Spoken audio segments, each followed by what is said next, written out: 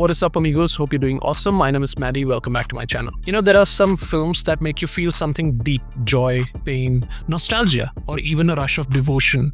And then there are films like Kannappa, which leave you confused about why this film was even made. With such a rich story to tell, so many resources at hand, and a star cast that could have brought magic, what we got instead was a glossy, noisy, directionless spectacle that forgot the soul of its story somewhere between all the VFX and the stunt sequences. There's a reason why Bedara Kannappa from 1954 is still remembered, cherished, and spoken about today. A humble Kannada film, a debut as a lead character for the legendary Dr. Rajkumar, and yet it captured the essence of devotion in a way that even today's high-budget spectacles fail to match. That film didn't have VFX, star cameos, or massive sets, but it had heart, and that's what's missing in Kannappa. Because when a film with such a powerful mythological base, a massive budget, and a cast full of familiar faces ends up feeling empty, disconnected, and directionless, you can't help but ask, what exactly were they trying to say? Let's talk about it.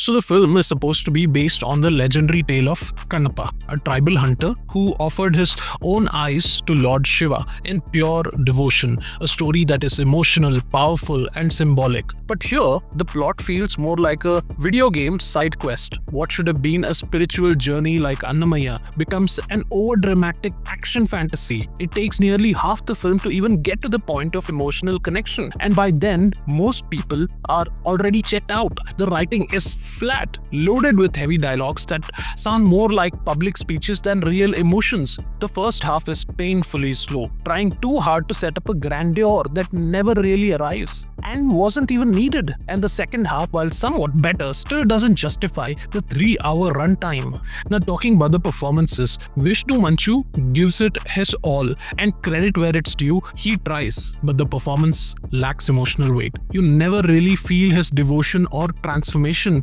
It always looks like he's acting, not living the character. Cameos by Prabhas as Rudra and Akshay Kumar as Lord Shiva are hyped to the skies, but they barely have any meat. Akshay looks lost, and Prabhas appears more like an Instagram filter version of a deity than a divine presence. Even Mohanlal's brief screen time feels wasted. Now, coming to direction, Mukesh Kumar Singh, the director, seems to be unsure whether he's directing a devotional drama, a fantasy epic, or a superhero origin story. The tone of the film is all over the place. Sometimes it's trying to be spiritual, other times it's trying to be cool, and in the end, it ends up being neither. Scenes stretch unnecessarily, characters enter and exit with no proper impact, and some moments that were clearly designed to be emotional end up being unintentionally funny. Let's talk a bit about the elephant in the room, the VFX. Now, when you have such a massive budget and claim to be making a visually grand film, your efforts cannot look like this. The action sequences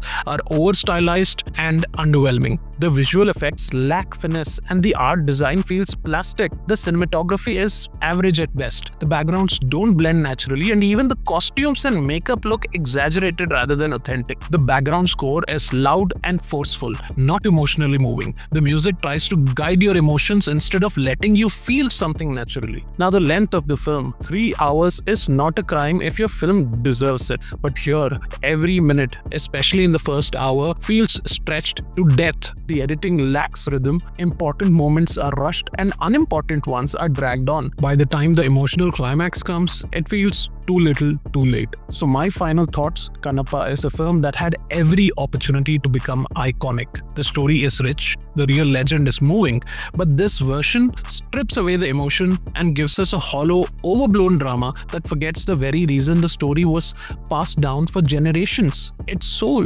If you really want to understand the story of Kannappa, don't waste your time in theaters watching this one. Watch Bedara Kannappa instead, the 1954 Kannada film, as I talked about earlier, that marked mark the debut of the legendary Dr. Rajkumar as lead actor. It's simple, it's powerful, and made with heart, something this film severely lacks. We don't always need scale, stars, or spectacles. Sometimes all we need is sincerity, which this film lacks. Thanks for watching. Let me know in the comments if you've seen Kannappa already and whether you felt the same.